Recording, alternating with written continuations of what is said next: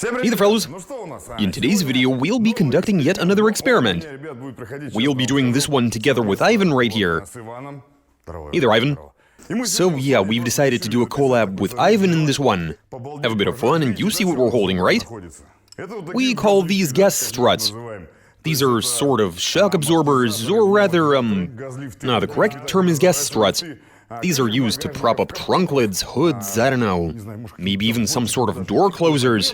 But the main thing to take away here would be that they're primarily used for hoods and trunk lids. You can also find small ones that keep the doors on kitchen cupboards from closing. Anyway, given that this piece of equipment is able to perform the function of a shock absorber, it might not be able to. Yeah, and that's what we're setting out to do in this video, right, Ivan? Why don't you share your strategy? Now, given that they compress and they rebound, they pretty much do what a car's shock absorber does. And so the thought occurred to us, what'll happen if we fit these sorts of gas struts to a car like this one, instead of shock absorbers? As you probably worked out, we'll be fitting the longer ones to the rear axle, because the shocks are longer. They are placed at an angle in a rear drive lotta, and the shorter ones will be up front. These are the fronts. Yes, but here's the kicker. When you got one gas strut, you will be able to compress it, if only barely. You are struggling, though. Indeed I am, because these, why didn't we ask about their rating in the store? Anyway, let's just say it's in excess of, let's say 300, nah, 350. We've placed our bets. And why don't we use not one, but two per corner? Yeah, two, just in case. Right, better safe than sorry.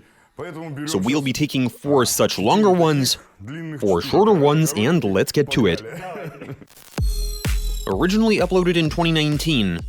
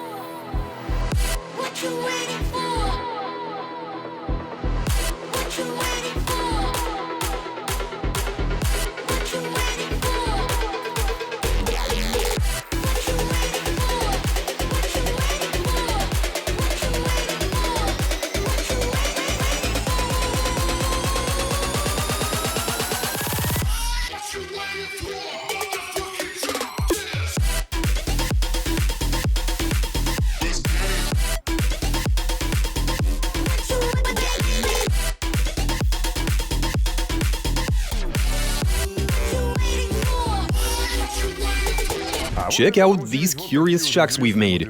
Out of 2 gas struts each. These are neat. Still warm. They are still warm, yeah. And so this is what we're going to be fitting to our car. We are keen to find out what happens. What do you guys think? Why don't you pause this video and tell us whether you think they can keep it together or not? I expect the rear end to lift up.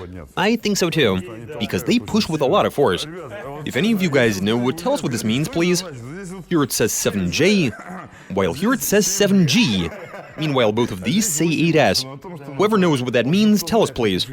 Just for laughs, let's try compressing these. You go first. Okay, I was able to. Now let me give it a try. Well? What up? No? Nope. For real? Let me try now. Are they really that? Yep. They will not compress, but that's what we need with the engine up front. This is some serious equipment. Also, this says 8S, while this is G. Now I know why they're compressing. Okay, let's fit them and go for a drive.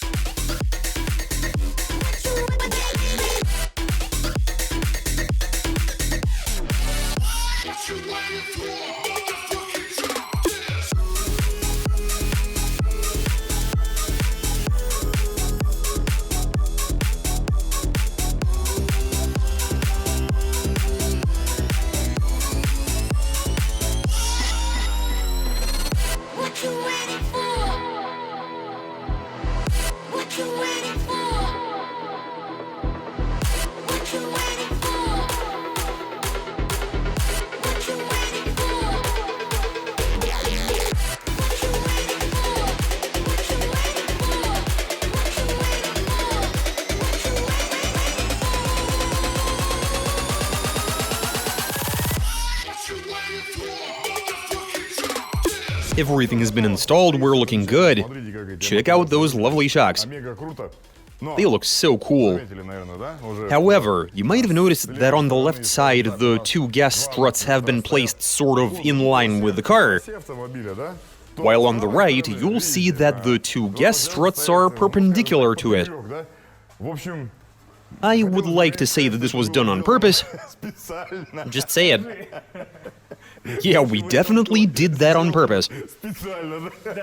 But I mean, we are about to find out how this setup works. What about up front? Did you take a look? What about the front? I salute you, it's the same situation up front. Yeah, looks the same. As it should be. We are bang on, yeah. But no big deal, we'll be fine. We are ready, let's bring the car down and test it in battle? Oh yeah, for starters, we'll test them. And then go for a hard test drive. Let's go.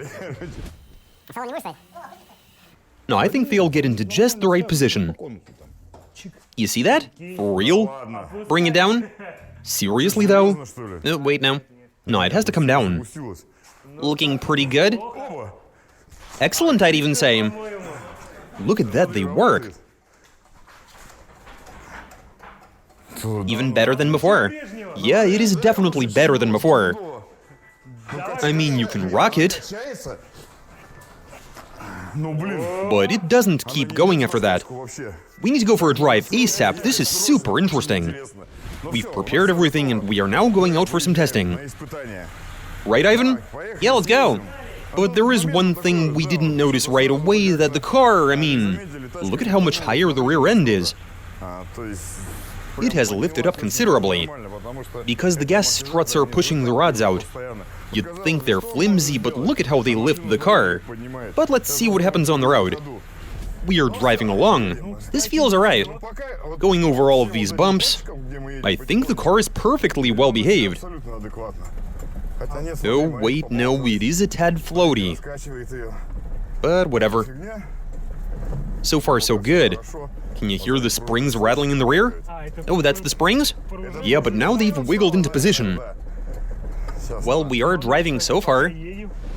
I mean, it is doing this sort of dance. Feels a bit like jelly. It does, yum. See how it's rolling around? It wouldn't be doing that on the factory shocks. What's going on? Alright, the window cranks... Oh, wait, they do work. This has power windows. Oh, for real? No, I'm kidding.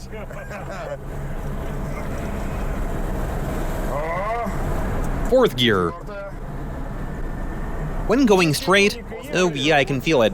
We can easily rock it to the point where it's driving on two wheels. Something tells me we easily can. Why don't we try... Honestly, I'm not really good at that myself. But I mean, look at the body roll. Either it's because it lifted up by so much, and now the suspension has just got more travel.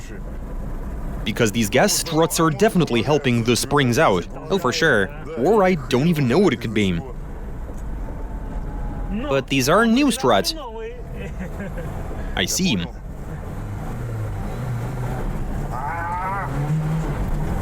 Nope.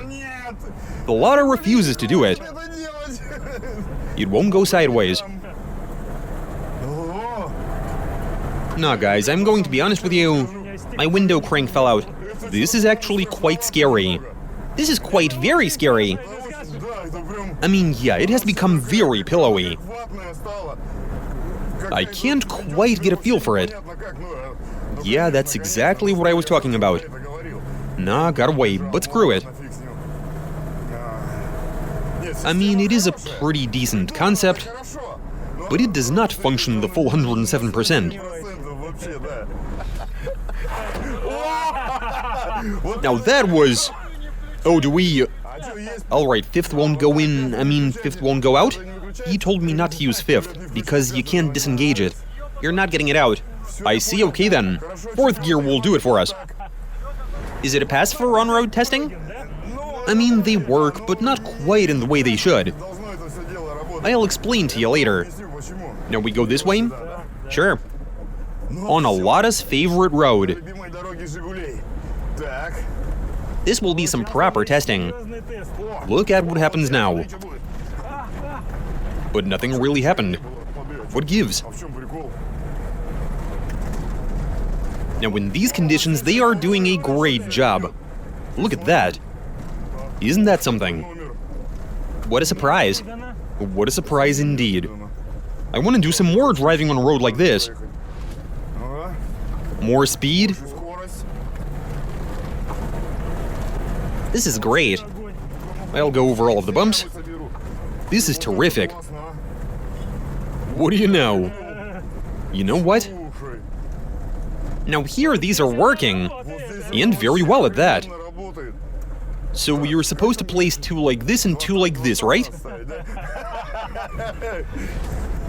Let's see what happens through here.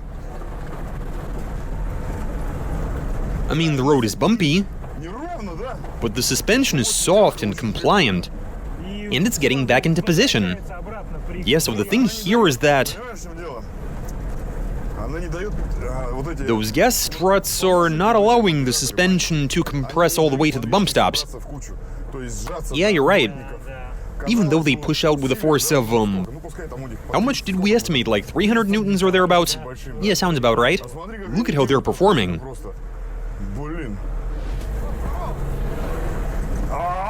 Right? Let's see.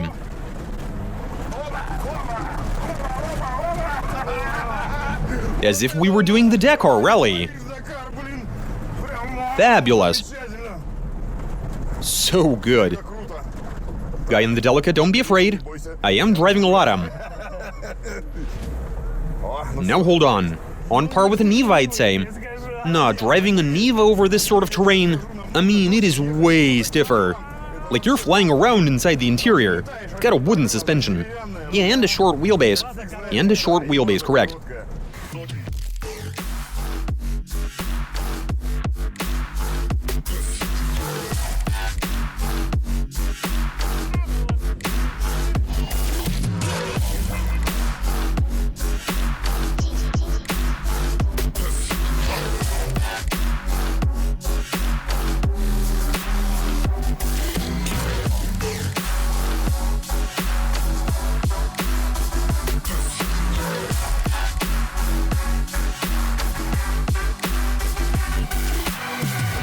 So this testing has gone superbly. Did you enjoy that? That was something else. Yeah, that was actually really cool. It was a great idea. At the end of the day, on pavement the car was behaving, I mean, it was like a rag, basically. Like jelly. It was all, you know, roll this way, drive that way. I'm trying to say, it was hard to understand what the suspension wanted to do. The reason being that the gas struts that we installed, well, they were basically forcing the suspension to rebound all the time. And when you start rocking the car from side to side, you saw how it was rocking. So you saw, I mean, it felt as if it was about to drive on two wheels. I thought the ball joints fell out. No, the ball joints did not fall out. But when we got off the pavement, when we were going over that rough terrain with all of the undulations, ruts, bumps and all of that, now that's where the car felt superb. All because the struts were not allowing full compression, even over such nasty bumps, I mean. The subframe, the oil pan should have been leaving deep marks in the road surface, but there was not an instance where anything would hit the ground, where an arm would hit a bump stop, nor did a bumper come into contact with the ground. But then the bumper is not going to hit the ground anyway. The point is nothing contacted the ground. These results are just, I don't know. You know what we should do now? Let get the car onto a lift and see what condition those parts are in. Right, we've got the car up in the air, and amazingly enough, nothing has broken. Nothing has gotten bent. Yeah, the car has held up. But yeah, guys, everything is fine. And I can't tell you which side was functioning better. I mean to say which orientation did better. I actually think both sides did a terrific job. On the rough terrain, I mean. And that's all I got for you. This experiment has been a massive success. I'd like to thank Ivan Letta for joining me in this one. And that's it for this video. Comment, subscribe, send in your suggestions, give this video a like, and catch you later.